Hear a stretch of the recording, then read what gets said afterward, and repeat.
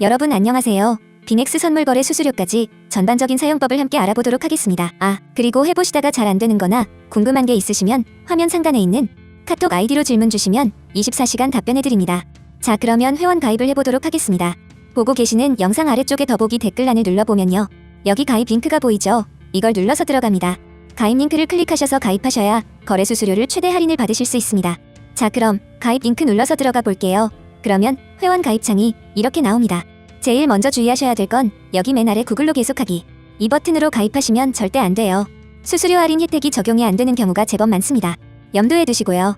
위로 돌아와서 여기 이메일, 휴대폰 가입을 선택을 하실 수 있어요. 저는 이메일로 회원 가입을 해볼게요. 저는 미리 입력을 좀 해뒀고요. 여기 사용하실 이메일 주소를 적고 아래쪽에 비밀번호를 적어줍니다. 그 다음에 여기 화살표 버튼을 눌러서 레퍼럴 코드가 CA5JPW 맞는지 확인해 주시고요. 아래쪽에 파란색으로 되어 있는 회원 가입 버튼을 눌러주세요. 퍼즐을 맞춰줍니다. 빈칸에 넣어주세요. 조금 전에 입력한 이메일 또는 휴대폰으로 인증번호 6자리 숫자가 날아옵니다. 그걸 보고 그대로 적어주세요. 다시 클레임 리워드 버튼을 눌러줍니다. 인증이 됐죠? 이러면 계정 생성이 끝난 겁니다. 이제 계정 생성 끝났으니까 이제부터 KYC 본인 인증을 해볼게요. 이제부터는 원활한 진행을 위해서 빙엑스 어플을 설치해서 진행해보도록 하겠습니다. 구글 플레이 스토어 또는 앱 스토어를 켜세요. 저는 지금 구글 플레이 스토어에 들어와 있습니다. 아이폰은 앱 스토어겠죠. 검색창에 빙엑스를 검색해줍니다. 이런 로고가 보이죠? 이게 빙엑스 거래소예요. 설치 버튼을 눌러보겠습니다. 설치가 다 됐으면 열기 버튼을 눌러서 실행해주세요. 그 다음 로그인 버튼을 찾아서 눌러줍니다. 이어서 조금 전에 가입했던 이메일과 비밀번호를 입력하고 로그인 버튼을 눌러줍니다. 다시 한번 퍼즐을 맞추고요. 인증번호 6자리 숫자를 다시 넣어줍니다. 로그인이 완료됐고 이제 KYC 본인 인증을 해볼게요. 왼쪽 위에 편지 봉투 모양을 누르고요. 여기 아래쪽에 베러피케이션 이걸 눌러서 들어갑니다. 그 다음에 개인 인증, 베리파이 버튼을 눌러주세요. 위에 있는 개인 인증에서 베리파이 버튼을 눌러서 들어갑니다. 들어오면 사는 지역이 어딘지 물어봅니다. 아더 선택하고요. 컨티뉴 눌러주세요. 자, 그 다음 컨티뉴 한 번 더 눌러줍니다. 그러면 이렇게 신분증 선택 화면이 나옵니다.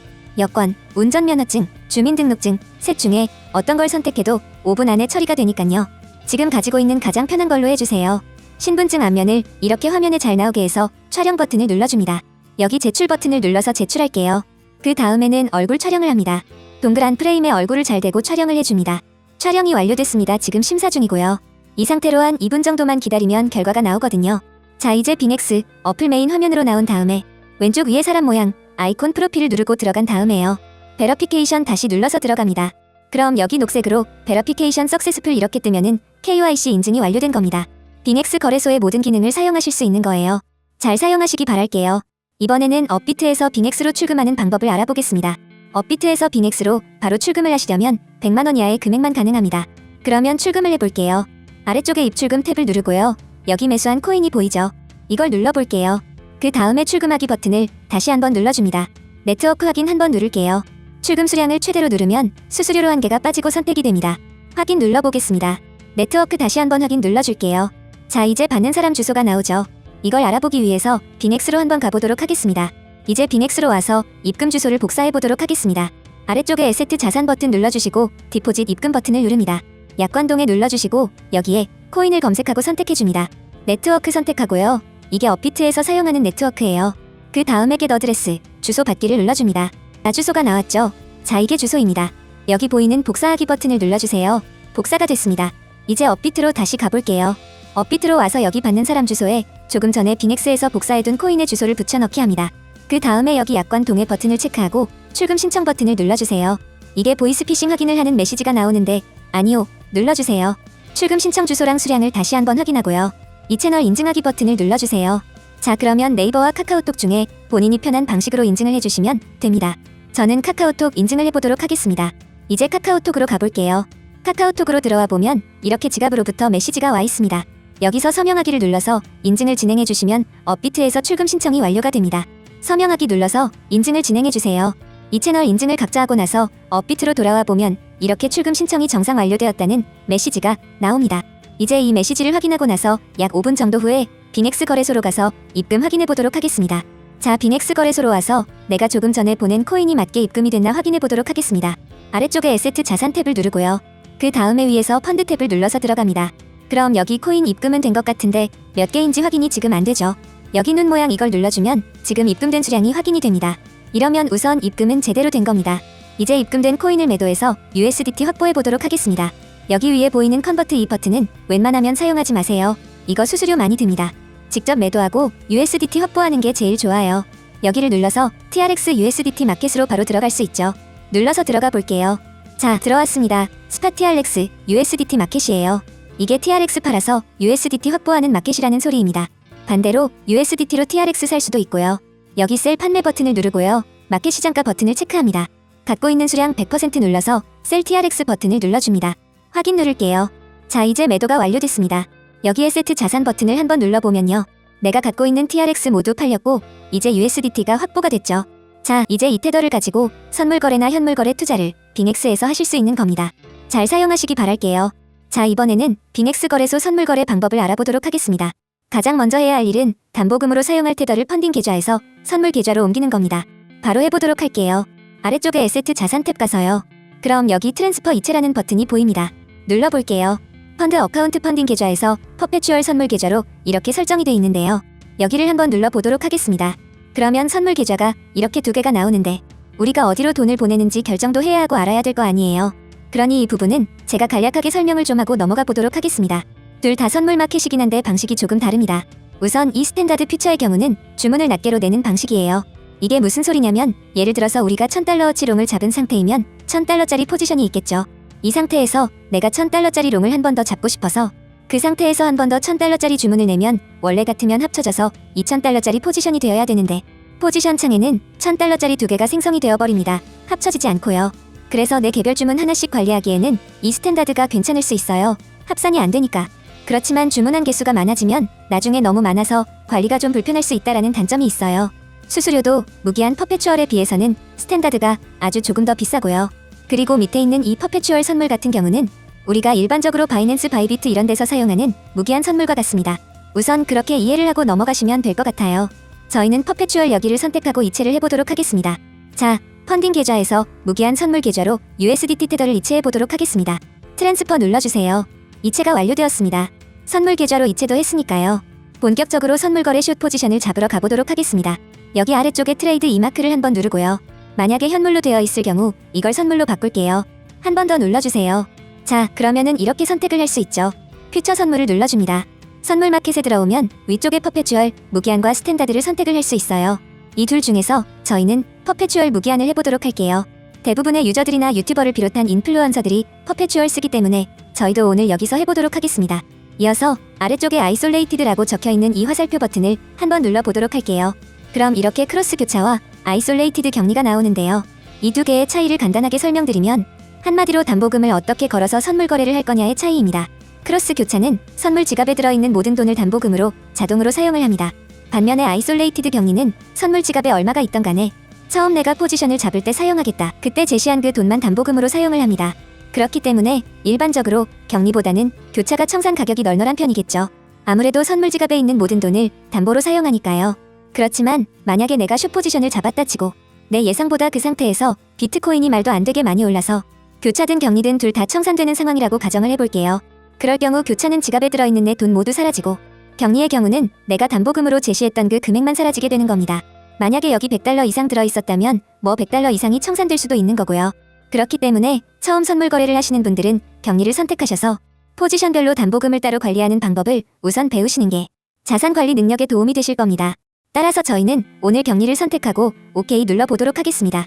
자, 다음으로 5X3X라고 적혀있는 레버리지 화살표 버튼을 한번 눌러볼게요. 그럼 레버리지를 우리가 여기서 변경을 할 수가 있는데 이걸 변경하기 전에 레버리지에 대해서 간단하게 이해를 좀 하고 넘어가 보도록 하겠습니다. 여기 표를 한번 보고 갈게요. 만약에 우리가 지금 지갑에 1000 USDT, 1000달러가 선물 지갑에 들어있다고 가정을 해볼게요. 한 배 레버리지로 숏 포지션을 잡았다고 해보겠습니다. 그러면 우리가 오픈할 수 있는 포지션의 규모는 한 배니까 곱하기 1이 돼서 1000 USDT만큼의 규모로 포지션 오픈이 가능하겠죠. 만약에 근데 이 상태에서 1000 USDT 규모로 숏을 잡았는데 가격이 100% 두 배가 오르면 청산을 당하는 겁니다. 숏이니까 가격이 오르면 청산당하죠. 근데 이제 두 배 레버리지로 숏을 쳤다고 가정을 하면 지갑에 있는 1000달러의 두 배를 곱해서 2000 USDT만큼 포지션을 열 수 있는 거죠.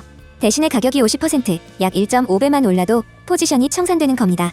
아래에 있는 3배는 3배니까 3000 USDT 잡을 수 있고 이럴 때는 이제 33% 오르면 청산당하는 거죠.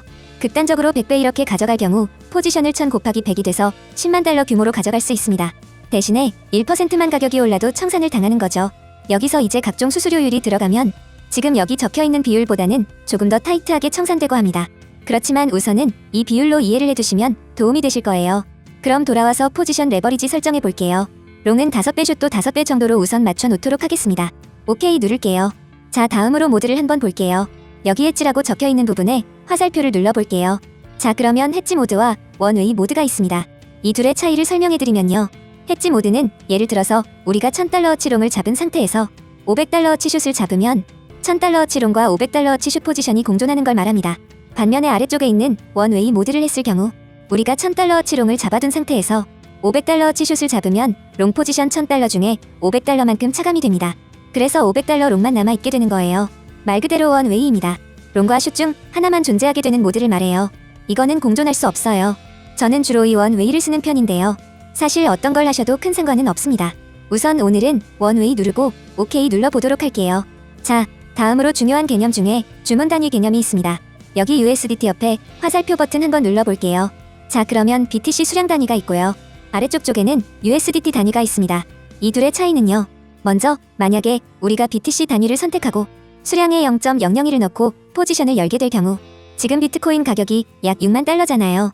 그러면 0.001 BTC만큼 그게 이제 60달러 정도죠. 그 규모로 포지션을 열게 되는 겁니다. 이제 5배니까 60달러가 되려면 약 12달러 정도 사용해서 60달러 규모의 포지션을 열겠죠. 곱하기 5니까요. 그리고 다시 한번 눌러서 이 아래쪽에 있는 USDT 단위. 이 USDT 단위는 우리가 목표로 하는 포지션의 USDT 규모를 적는 겁니다. 예를 들어서 우리가 USDT 선택하고 여기에 300이라고 넣고 주문을 하면요. 지금 5배니까 약 60달러 정도 돈을 써서 300달러 규모가 되게끔 포지션이 열리는 겁니다. 그렇게 이해를 하시면 돼요. 저희는 USDT 단위로 오늘 해보도록 하겠습니다. 자, 이제 우리가 필수 개념은 설명을 다 했고요.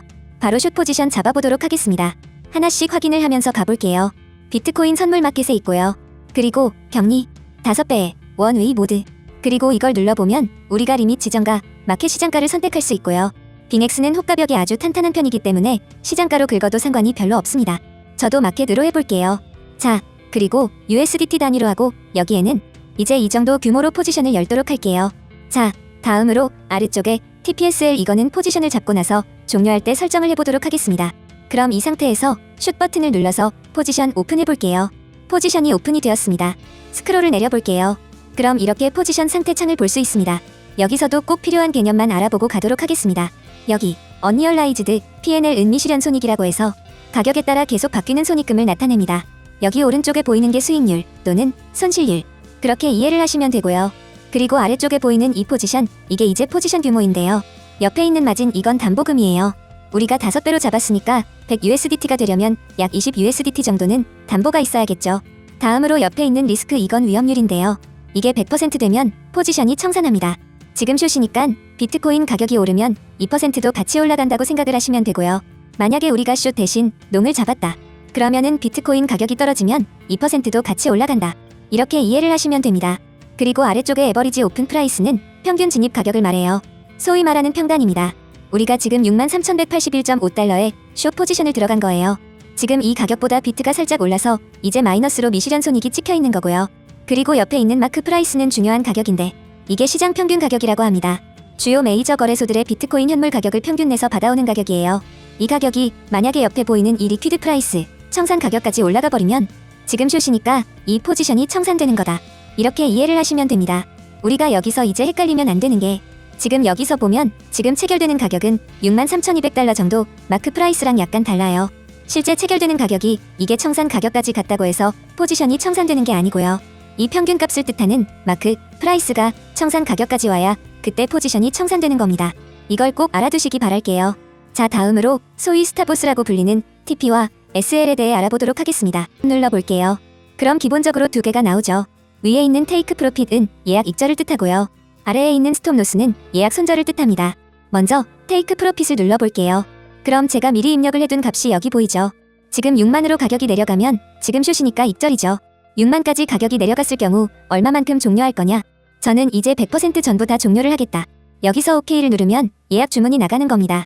그리고 아래쪽에 스톱로스를 눌러보면요. 제가 미리 입력을 해놨는데 지금 가격이 65,000달러까지 만약 올라갈 경우 지금 해당 포지션을 그때 손절을 해라. 이런 주문을 예약 거는 거고요. 수량은 이렇게 100% 해놓을 경우 65,000까지 갔을 때 모든 수량을 손절해라. 이런 주문이 나가겠죠. 익절이면 아까 전에 예약해둔 테이크 프로핏이 나갈 거고요. 이제 오케이 해보도록 하겠습니다. 이제 TP와 SL이 모두 설정이 되었습니다. 이 상태로 TP와 SL 가격까지 기다리면 포지션이 종료가 되겠죠. 그렇지만 지금 가격보다 너무 먼 가격이 있기 때문에 우선은 이 포지션을 바로 종료해보도록 하겠습니다. 여기 보이는 클로우즈 버튼을 누르고요. 그럼 우리가 포지션을 종료를 어떻게 할 건지 설정을 할 수 있어요. 여기 보시면 지정가 종료를 할 수도 있고요. 마켓 시장가로 종료를 할 수도 있습니다. 저는 마켓 시장가로 종료해보도록 할게요. 주문할 수량을 설정하고 오케이 눌러보겠습니다. 이러면 포지션이 종료가 되었죠. 아주 약간 수익을 내고 포지션이 종료가 된 겁니다. 여기까지 가입부터 입금 거래까지 설명해드렸습니다. 중간중간 모르는 부분이 있으시면 카톡으로 문의 주시면 자세하게 설명드릴 테니 언제든지 문의 주세요.